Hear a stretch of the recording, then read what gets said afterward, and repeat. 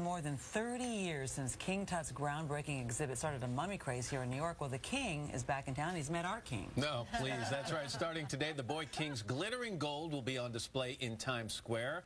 I was given a sneak peek at a timeless exhibit.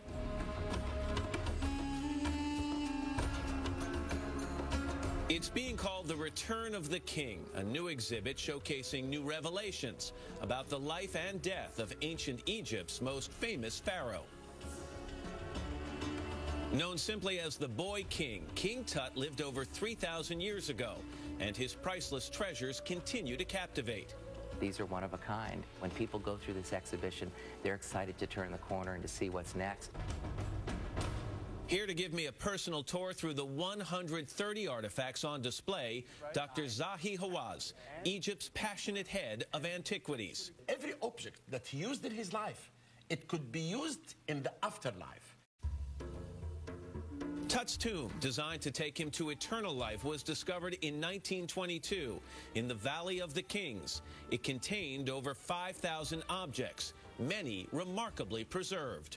There were 6 chairs found in the tomb with King Tut, and this one in particular. First of all, look what amazing condition it's in. It shows that he used it as a child.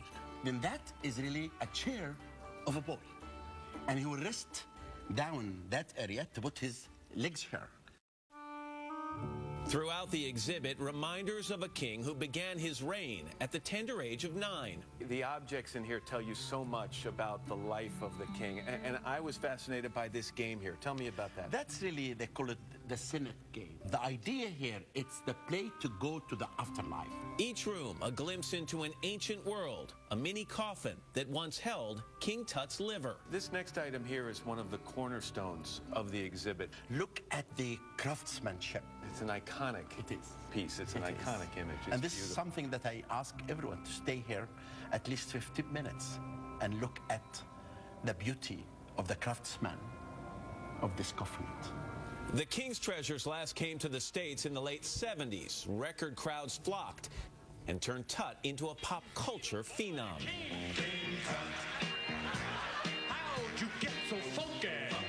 Since then, Hawass has been able to shed new light on age-old mysteries. In 2005, he led a team that exhumed Tut's body. When you looked at the actual mummy, what could you learn from just by looking at it? When I met him face to face, it was one of the best moments in my life. I felt the golden boy trembling in my heart. And earlier this year, the much-anticipated answer to the question, what actually killed King Tut?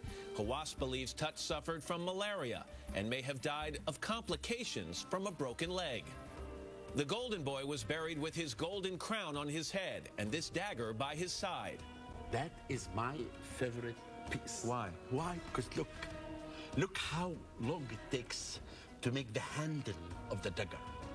And look the way it's made sharp, gold. How long it will take an artist to do that? Priceless pieces for the afterlife, now brought back to life in a breathtaking exhibit. So now you're going to walk like an Egyptian. Let me tell you, it's very cool. Yeah. But you take a tour with Zahi Hawass. He could make a tour of cotton balls seem interesting. I mean, this guy... Which is the cooler part? Getting to go to the exhibit or being with Zahi? He's the real deal, man. In Egypt, he's the guy to see if you want to check out any of these things. I was in Washington, D.C. I was working in Washington when that came through, and was one of the people standing in line. And I think it's going to be just as exciting. It's going to be great. We were talking about taking our kids to that. I mean, that's a fantastic Leela's studying Egypt right now. Yeah. So. It's very cool. Great. And the exhibit, by the way, runs through January 2nd of this coming year. So you got some time to come see it. Just ahead, a 6-year-old piano prodigy makes her national television debut after your local news.